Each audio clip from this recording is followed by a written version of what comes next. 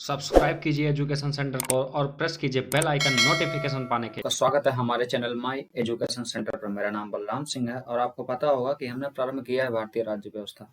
इसके अंतर्गत हमने पार्ट 9 तक बना दिए हैं। यदि आपने नहीं देखा तो इस वीडियो के डिस्क्रिप्शन में चले जाइए, वहां पे सारे अन्य वीडियो के लिंक दे दिए गए। आज हम प्रारंभ करेंगे नागरिकता। नागरिकता के संबंध में बस हम आपको अभी इतना बताना चाहेंगे कि नागरिकता हमारे भारतीय संविधान के भाग 2 में है। ठीक है, भाग 2 में इसका उल्लेख किया गया है। तो आइए हम इसको प्रारंभ करते हैं। सबसे पहले नागरिकता के संबंध में हम देखेंगे। हमने आपको बताया कि भाग 2 में छोटे मोटे एग्जामों में यही पूछ लिया जाता है कि नागरिकता किस में है, तो आपको याद पता होगा कि ये भाग 2 में। ठीक है, भाग 2 में याद रखिएगा अनुच्छेद में 5 से लेकर 11 तक का इसका प्रावधान किया गया है। भारतीय नागरिकता के संबंध में 5 से लेकर 11 तक का इसमें उल्लेख किया गया है। परिभाषा जब भी, हालांकि कभी परिभाषा पूछा नहीं गया, लेकिन यह परिभाषा नोट्स बना रहे हैं, लिखना चाहते हैं, तो देखिए परिभाषा में क्या करना है आपको। कोई भी ऐसा व्यक्ति जो यहाँ निवास करता हो, ठीक है, और वह पूर्ण स्थायित्व हो, ठीक है, मतलब उसकी पूर्ण सदस्यता हो, वह किसी फॉर्म में भी हो सकता है, यहाँ का मूल निवासी भी हो सकता है और गैर मूल निवासी हो, ठीक है, जो किसी तरह का आवेदन के माध्यम से अन्य किसी माध्यम से यहाँ की सदस्यता ग्रहण कर लेता है। एक बहुत ही इम्पोर्टेंट, ठीक है, हमारे भारतीय संविधान जो है उसमें पूर्ण आस्था रखता हो, ये बहुत इंपॉर्टेंट है। ठीक है, याद रखिएगा।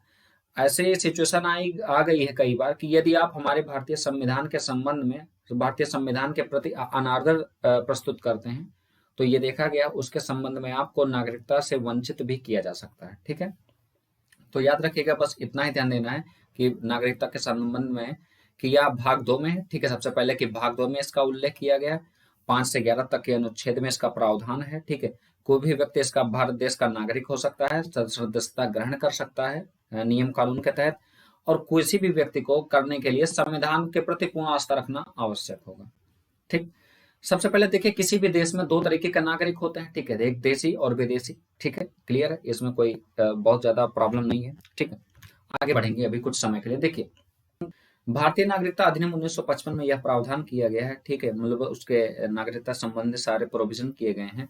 उसमें हम देखेंगे जन्म से नागरिकता। जन्म से नागरिकता के अंतर्गत देखेंगे माता पिता में से कोई भी यहाँ का नागरिक हो संविधान लागू होने से पहले। ठीक है, भारतीय संविधान 26 जनवरी 1950 को लागू हुआ था। ठीक है, 26 जनवरी 1950 को लागू हुआ था। उसके पूर्व माता या पिता में से कोई एक यहाँ का नागरिक हो, या ये यहाँ नागरिक हो, ठीक है, तो उसे जन्म के आधार पर दिया जाता है। ठीक है, वंश के आधार पर जब हम बात करते हैं, ये बहुत ही इंपॉर्टेंट है, वंश के आधार पर, क्योंकि वर्तमान में इसे खत्म कर दिया गया है। ठीक, देखेंगे उसकी पूरी हिस्ट्री हम यहाँ पे लिख दे रहे हैं। ठीक है, याद रखिएगा 10 दिसंबर 1992, 10 दिसंबर 1992 तक ये प्रावधान किया गया था कि कोई भी व्यक्ति, ठीक है, जिसके पिता, ठीक है, याद रखिएगा 10 दिसंबर 1992 के जो पहले थे वहां पर आधार केवल पिताजी को बनाया गया था। लेकिन 10 दिसंबर 1992, ये पूरा मैं लिख लेता हूं पहले, 1992 के बाद माता और पिता और दोनों को आधार बनाया गया था। ठीक है, अब आधार से तात्पर्य ये है कि वंश के आधार पर नागरिकता तभी मिलेगी जब आपके पिता 10 दिसंबर 1992 के पूर्व यहाँ के निवासी हो, मूल निवासी हो। ठीक है, और 10 दिसंबर 1992 के बाद, 10 दिसंबर 1992 के बाद एक और प्रावधान लेके आया गया जिसमें माता पिता दोनों को आधार माना गया। ठीक है, पहले पिता को माना जाता था और उसके बाद माता पिता दोनों को आधार माना लगा कि माता पिता में से कोई भी एक यहाँ का निवासी हो तो उसके पुत्र को वंश के आधार पर नागरिकता प्रदान की जाएगी। लेकिन एक और टर्निंग पॉइंट आया, याद रखिएगा, बहुत ही इंपॉर्टेंट इसलिए कि 3 दिसंबर सन 2004, माफ कीजिएगा, 3 दिसंबर सन 2004 के बाद ये प्रावधान को खत्म कर दिया गया। ठीक है, 3 दिसंबर सन 2004 के बाद ये प्रावधान पूर्णतया वंश के आधार पर ये प्रावधान बिल्कुल खत्म कर दिया गया। तो याद रखिएगा, वर्तमान में जब कभी एग्जाम में पूछ ले वर्तमान में कितने आधार पर हम नागरिकता प्राप्त कर सकते हैं, तो जन्म से प्राप्त कर सकते हैं, बिल्कुल कोई दिक्कत नहीं। पंजीकरण के आधार पर, देशीयकरण के आधार पर, विदेशी भूमि के अर्जन पर। क्या विदेशी भूमि के अर्जन पर कभी नागरिकता दी गई है देश में? तो बिल्कुल हाँ, हम कहेंगे प्रदान की। 1974, हमने आपको पिछले वीडियो में बताया था कि सिक्किम को भारत में पहले जो सिक्किम को विलय किया गया था, तो उसमें आपने देखा था, ठीक है, 1974 में शाह राज्य का दर्जा गया, 1975 में उसके बाद पूर्ण राज्य का दर्जा दिया गया। ठीक है, तो इस तरीके से विदेशी भूमि जब अर्जन करेंगे तो वहां पे कोई भी व्यक्ति होगा, ठीक है, वह स्वतः ही भारतीय देश का नागरिक हो जाएगा। अब पंजीकरण के आधार पर, ठीक है, हम पंजीकरण के आधार पर देखें तो पंजीकरण के आधार पर कोई भी व्यक्ति, ठीक है, भारत में पंजीकरण के आधार पर नागरिकता प्राप्त कर सकता है। उसमें भारत देश के मतलब जो पंजीकरण सिस्टम होगा उसको हम अप्लाई करेंगे, और उसके पहले 5 से 7 साल तक अलग अलग कंडीशन दिए, 5 से 7 साल तक आपको यहाँ पे निवास करना पड़ेगा पंजीकरण होने के पूर्व, ठीक है। और उसके बाद देशीयकरण, ठीक है। देशीयकरण का तात्पर्य यहाँ पे क्या है, ठीक है। देशीयकरण द्वारा याद रखिएगा इसमें भी कई तरीके के प्रावधान किए गए हैं, ठीक है। हम आगे देख लेते हैं देशीयकरण में, ठीक है। देशीयकरण में हम ये आगे देख लेते हैं इसमें क्या प्रावधान किया गया है। इसमें देखिए कोई भी देखिए भारत देश की नागरिकता प्राप्त कर सकता है, उसके पहले उसे आवेदन करना पड़ेगा, ठीक है। आवेदन जब वो करेगा तो आवेदन करते ही उसे अन्य देश की जो अन्य देश है वहां की नागरिकता को उसे छोड़ना पड़ेगा। दूसरी बात, ठीक है, 5 साल नागरिकता मतलब आवेदन करने के पूर्व 5 साल यहाँ निवास करना पड़ेगा। लेकिन एक शर्त ये भी है कि यदि आप तीसरा पॉइंट ये भी है, यदि आप उस 5 साल के दौरान जब आपने नागरिकता के लिए अप्लाई किया 5 साल के दौरान अगर किसी अन्य देश में सजा हो जाती है तो ये इसे आपको रद्द कर दिया जाएगा, ठीक है। किसी देश में अगर मान के चलिए आप भारत देश में नागरिकता के लिए अप्लाई करते हैं और 5 साल के भीतर किसी अन्य देश ने आपको सजा कर दिया, ठीक है, किसी देश द्वारा सजा आपको सुना दिया गया 2 वर्ष व उससे अधिक के लिए, तो आपकी नागरिकता का जो फॉर्म है उसे कैंसिल कर दिया जाएगा। सामान्यतः यही पॉइंट है, बहुत ज्यादा इंपॉर्टेंट तो नहीं है, लेकिन ये याद रखें वंशाधिकार का जो सिस्टम है जो खत्म किया गया है, इसे याद रखिए, ये डेट बहुत इंपॉर्टेंट है, ठीक है। 3 दिसंबर 1904 सॉरी 2004 3 दिसंबर 2004 को ये प्रावधान आया था, और भारतीय नागरिकता अधिनियम 1955 ये हमें केवल देखना है, ठीक है। अब एक सेकंड हम पीछे चलते हैं, जो अभी हमने अभी पीछे छोड़ दिया था, ठीक है। सबसे पहले ये देखिए यहाँ पे जो ये है बहुत आसानी से देखिए आज कैसे याद होगा, ठीक है। 5 से लेकर जो 11 तक का प्रावधान है, ठीक है, ये हम बहुत आसानी से याद करेंगे, ठीक है। देखिए सबसे पहले हम भारत देश की नागरिकता की बात करेंगे, फिर पाकिस्तान से आने और जाने वाले व्यक्तियों की नागरिकता की बात करेंगे, फिर यही टोटल, ठीक है। ये जो 3 है, ठीक है, शुरुआत के जो 3 दिए गए हैं अनुच्छेद वो केवल हमारे देश और पाकिस्तान से रिलेटेड है, ठीक है। मतलब जो पाकिस्तान से आए या गए, ठीक है, वो हम देखेंगे आगे में। चूंकि पता आपको हमारा संविधान 26 नवंबर 1950 को लागू हुआ, ठीक, कोई दिक्कत नहीं। यहाँ पे 3 कंडीशन पर बताई गई, ठीक है, कि कोई भी व्यक्ति भारत देश का नागरिक होगा कि नहीं, तो 5वें में भारत देश से संबंधित नागरिकों के बारे में प्रावधान किया गया। तो उसमें 3 नागरिक, पहले वह व्यक्ति नागरिक होना चाहिए, वह व्यक्ति भारत देश का नागरिक होना चाहिए, ठीक है, पहली बात। हमारा संविधान लागू होने के पूर्व 6 माह तक निवास करना चाहिए, ठीक है, 6 माह तक निवास करना चाहिए। और तीसरी जो बात है यहाँ पे बहुत ही इंपॉर्टेंट है, माता पिता में से, ठीक है, माता पिता में से मैं यहाँ लिख दे रहा हूं, कोई मूल निवासी होना चाहिए, ठीक। अब ये याद रखिए यहाँ पे कंफ्यूजन हो सकता है, अक्सर क्या होता है लोग समझते हैं ये सारे कंडीशन फॉलो होने चाहिए, ऐसा कुछ नहीं, यहाँ पे और लगा, याद रखिएगा या, ठीक है, जिसको बोलते हैं या। याद रखिएगा कि इनमें से कोई एक कंडीशन सेटिस्फाई करता है तो अनुच्छेद 5 के अंतर्गत आता है। पहले वह व्यक्ति भारत देश का नागरिक होना चाहिए या, ठीक है, संविधान लागू होने के पूर्व 6 महीने यहाँ निवास किया हो, या उनके माता पिता में से कोई भी व्यक्ति यहाँ का मूल निवासी हो। और दूसरा अनुच्छेद 6 बहुत ही इंपॉर्टेंट हो जाता है, यहाँ पे एक डेट याद रखना होगा, 19 जुलाई 1948। अब ये डेट एक ऐसी डेट है, याद रखिएगा, एक बार प्रश्न आया, यहाँ को हम थोड़ा सा स्किप करेंगे, यहाँ एक प्रश्न एक बार आया था, ये डेट इंपॉर्टेंट, मतलब ये डेट इतनी इंपॉर्टेंट क्यों है, क्योंकि भारत देश का विभाजन तो हो चुका था, आपको पता है 1947 में ही। ये डेट उसी समय है जब अनुमति पत्र, ठीक है, अनुमति पत्र प्रणाली शुरू हुई थी। मतलब कहने का मतलब हम ये कह सकते हैं किसी भी भारत देश के निवासी को अगर पाकिस्तान जाना है या पाकिस्तान के निवासी को यहाँ पर आना है तो उसे क्या होगा, अनुमति पत्र लेकर आना होगा, ठीक है। मतलब हम आ जा सकते 19 जुलाई 1948, इसके पहले नहीं, इसके बाद 19 जुलाई 1948 के बाद अनुमति पत्र प्रणाली प्रारंभ हुई। तो क्लियर हो रहा होगा कि कोई भी व्यक्ति मतलब खुले तौर पर 19 जुलाई 1948 के पहले भारत में आ जाता है, पाकिस्तान से लौटने वाला व्यक्ति तो वह भारत देश का नागरिक माना जाएगा, क्लियर। अगर यहाँ से कोई अगर 19 जुलाई के बाद ये घटना होती, 19 जुलाई 1948 के बाद घटना होती, तो उसे अनुमति पत्र प्रणाली लानी पड़ेगी, और उसमें उन व्यक्तियों का भी प्रावधान है जो यहाँ से बाहर जाते हैं, ठीक है, या पाकिस्तान जाते हैं। तो देखिए यहाँ पे ये कंफ्यूजन बिल्कुल दूर कर लीजिए, 19 जुलाई 1948 को कोई भी पाकिस्तान का व्यक्ति यहाँ जो आ गया है उसे भारत देश का नागरिक का प्रावधान किया गया है, तो अनुच्छेद 6 में है। अनुच्छेद 5 पूर्णतया भारत पर आधारित है। अनुच्छेद 6 पाकिस्तान पर आधारित है कि मतलब पाकिस्तान से किसी ने प्रव्रजन किया, मतलब ट्रांसफर हुआ यहाँ पे। अनुच्छेद 7 ये बड़ा इंपॉर्टेंट है। यहाँ पर देखिए मार्च 1947, ठीक है, हम यहाँ पर देखेंगे मार्च 1947। मार्च 1947 के पहले यदि कोई वापस आ जाता है, यदि कोई वापस आ जाता है तो वो भारत देश का नागरिक माना जाएगा, ठीक है। मार्च 1947 के बाद यदि कोई व्यक्ति, मार्च 1947 के बाद कोई भी व्यक्ति अगर भारत में लौट कर वापस आता है पाकिस्तान से, तो वह नागरिक नहीं माना जाएगा यदि वह जब तक कि वह अनुमति पत्र लेके ना आ जाए। याद रखना 6 और 7 में बस यही है कि मार्च 1947 के बाद अगर कोई व्यक्ति लौट कर आता है तो उसे भारत देश का, ठीक है, भारत देश का नागरिक नहीं माना जाएगा जब तक वह अनुमति पत्र लेकर नहीं आता, ठीक है। अब हम बात करते हैं 10 और 11 की। 8 और 9 को अभी छोड़ दीजिए, वो बहुत ईजी है। देखिए अनुच्छेद 11 में क्या प्रावधान किया गया कि संसद, ठीक है, संसद विधि बनाकर समय समय पर इन कानूनों के संबंध में संशोधन करती रहेगी, ठीक है, उनके नियम में बदलाव करती रहेगी, ठीक है। जैसे वर्तमान में, ठीक है, वर्तमान में एग्जाम में यह आ सकता है, वर्तमान में भारतीय नागरिकता संशोधन अधिनियम जो 1955 है, अभी हमने आपको बताया कुछ देर पहले, उसमें कितनी बार संशोधन किया गया, तो याद रखिएगा टोटल 9 बार संशोधन हो चुके हैं। 2019 में ये लास्ट संशोधन किया गया था, ठीक है, 2019 में लास्ट संशोधन किया गया था।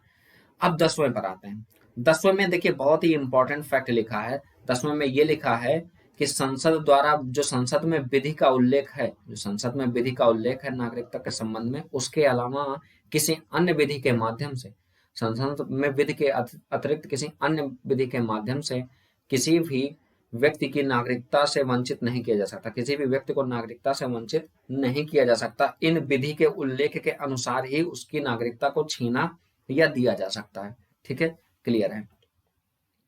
अब देखिए ये 8 में और 9 में यहाँ पर क्या प्रावधान किया गया है, इसे हम देखेंगे। देखिए प्रावधान किया गया है कि कोई भी व्यक्ति, जैसे आपने सुना होगा NRI, non resident of India, ठीक है, मतलब वो इंडिया में नहीं रह रहा है लेकिन वो इंडिया का भारतीय मूल का है, ठीक है, भारत में नहीं रह रहा लेकिन भारतीय मूल का। कभी कभी आपने तो सुना होगा कि भारतीय मूल को नोबेल प्राइज, तो याद रखिएगा उस NRI संबंधी व्यक्तियों के संबंध में सॉरी इसमें प्रावधान किया गया। और सेम उसके अपोजिट यहाँ पर 9 में, ठीक है, 8वें और 9वें में यह प्रावधान किया गया कि कोई भी व्यक्ति जो भारत देश की नागरिकता को त्यागता है, भारत देश की नागरिकता को त्यागता है, ठीक है, नागरिकता को त्यागता है, उसकी नागरिकता स्वयं खत्म हो जाएगी। मतलब भारत देश में अगर कोई भी व्यक्ति नागरिकता त्याग करता है, ठीक है, तो उसकी नागरिकता स्वयं खत्म हो जाएगी। अब देखिए हम आते हैं, ठीक है, आते हैं बहुत ही आसानी से, देखते हैं कैसे हम याद करते हैं। 5, 6, 7, 8, 9, ठीक है, 10, बहुत आसानी से देखेंगे।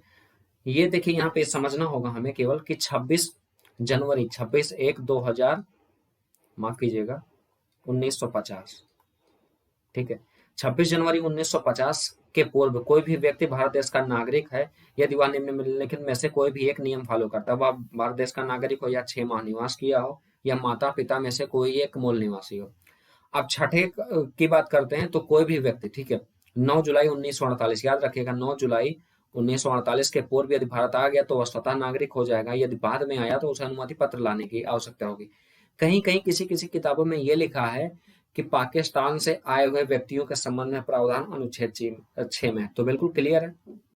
अनुच्छेद 7 में है, ठीक है। मार्च 1947 के बाद कोई भी आया व्यक्ति पाकिस्तान से भारत का नागरिक नहीं होगा जब तक वह अनुमति पत्र प्राप्त न कर ले। 8वें में NRI से रिलेटेड है, ठीक है, भारतीय मूल से, ठीक है, जो शब्द आप पढ़ते हैं भारतीय मूल से, वो भारत देश के नागरिक नहीं है लेकिन भारतीय मूल के हैं, ठीक है, भारतीय मूल संबंधी प्रावधान है। 9 में यह प्रावधान किया गया कि कोई भी व्यक्ति यदि भारत देश की मतलब किसी अन्य देश की नागरिकता को ग्रहण करता है तो भारत देश की नागरिकता स्वयं खत्म हो जाती है। किसी अन्य देश की नागरिकता को ग्रहण करता है किसी अन्य देश, ठीक है, की नागरिकता को ग्रहण करता है तो स्वयं भारत देश की नागरिकता खत्म हो जाएगी। 10वें में यह प्रावधान किया गया कि कोई भी व्यक्ति की नागरिकता संसद में विधि के माध्यम से ही छीनी जा सकती है, संसद द्वारा बनाए गए विधि के माध्यम से ही छीनी जा सकती है, किसी अन्य माध्यम से नहीं।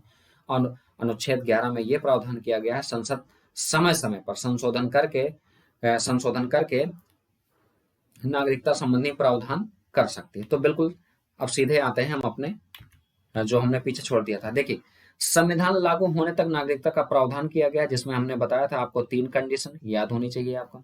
ऐसा व्यक्ति जो पाकिस्तान से भारत आए हो, बिल्कुल पता है आपको, 19 जुलाई 1948 1948 क्लियर। सातवें में प्रावधान किया गया था, हमने बताया था मार्च 1947। मार्च 1947 के बाद आया भी कोई भी व्यक्ति भारत देश का नागरिक नहीं होगा, ठीक है। पाकिस्तान से प्रव्रजन स्थापित मतलब प्रतिस्थापित किया हो कोई भी व्यक्ति भारत देश का नागरिक नहीं होगा जब उसने अनुमति पत्र ना लिया हो।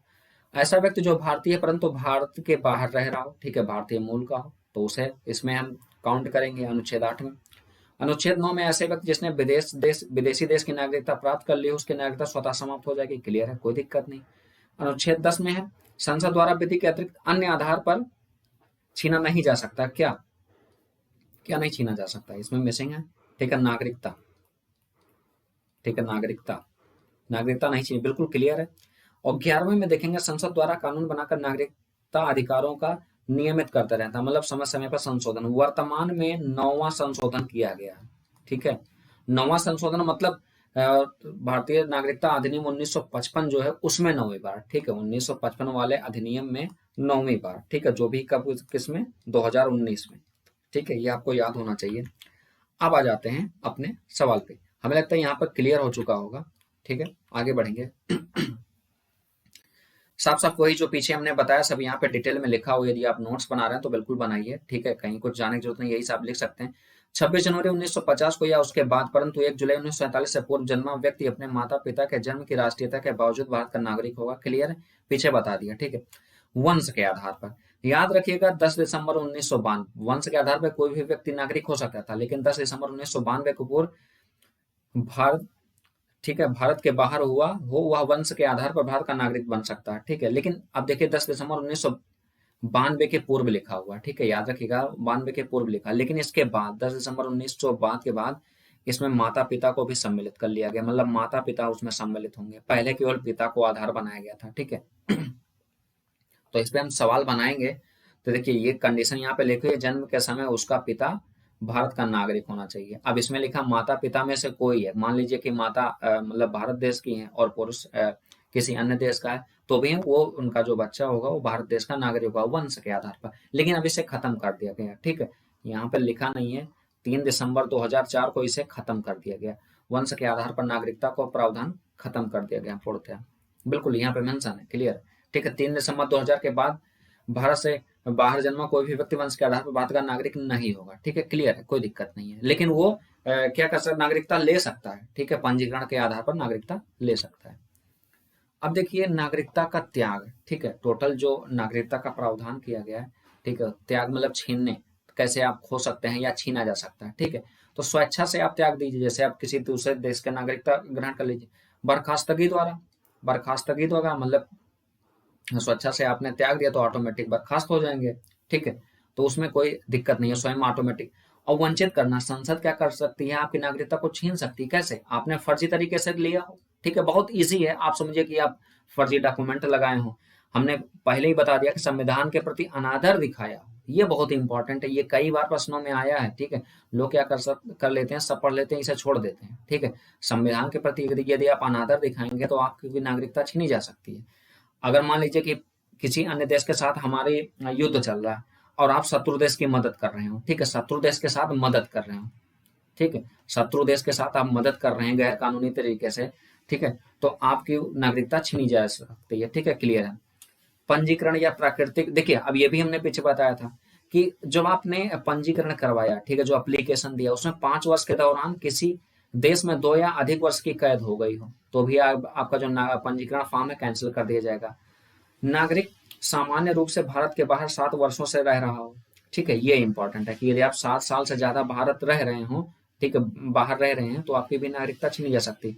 लेकिन एक कंडीशन इसमें याद रखिएगा, इसमें राजनयिक, ठीक है, जो राजनैतिक व्यक्ति होते हैं उनको नहीं सम्मिलित किया गया। स्टूडेंट भी कभी कभी 7 साल से अधिक रहते हैं तो उनको सम्मिलित नहीं किया गया, ठीक है। पॉलिटिकल लीडर कभी कभी होते हैं, आपने सुना होगा कि हाँ जैसे राजनयिक है, ठीक है, कार्यालय होता है, ठीक है, अलग अलग देशों में, क्लियर। देशीयकरण द्वारा, ठीक है, ये भी पीछे हम बता चुके हैं, इसमें कुछ समझने वाली बात नहीं, ठीक है। अपने देश की नागरिकता को त्याग देना चाहिए, मतलब अगर आप त्याग देते हैं तो ऑटोमेटिक चले जाएंगे, ठीक है। अपने देश की नागरिकता को त्याग दें, ठीक है ना, मतलब यहाँ पे अगर नागरिकता ले रहे हैं तो उस देश की नागरिकता को त्यागना होगा, ठीक है, क्लियर, ये गलत नहीं, मतलब मैं ऐसा टिक लगा रहा हूँ, ठीक है। उस देश का नागरिक नहीं होना चाहिए जिस देश में भारत देश की नागरिकता ग्रहण करने से रोका जा रहा है, मतलब अगर भारत देश की नागरिकता का आप ले रहे हैं और वह देश नहीं चाहता कि आप लें तो रोका जा रहा है, तो ऑटोमेटिक यहाँ कैंसिल कर दिया जाएगा। कम से कम 1 वर्ष के लिए भारत में रहना होगा। आवेदन के तत्काल पूर्व, मतलब आवेदन अप्लाई करने से पहले यहाँ पर रहना होगा, ठीक है। आप दिवालिया ना हो, पागल ना हो, आपकी उम्र 18 साल से अधिक हो, बस सीधी सी बात, मतलब पागल है, मंद बुद्धि है तो आपको नागरिकता का नहीं मिलेगा, ठीक है। उसके संबंध में अलग प्रावधान है कि उनके माता पिता या जो संरक्षक हों वो इस संबंध में अपना उल्लिखित कर सकते हैं। और हाँ, जो हमारी 22 भाषाएं हैं, ठीक है, भारतीय संविधान में 22 बहुत ही इंपॉर्टेंट है, ये बहुत ज्यादा इंपॉर्टेंट, जो हमारे संविधान में 22 भाषाएं हैं उनमें से किसी एक भाषा का ज्ञान होना चाहिए।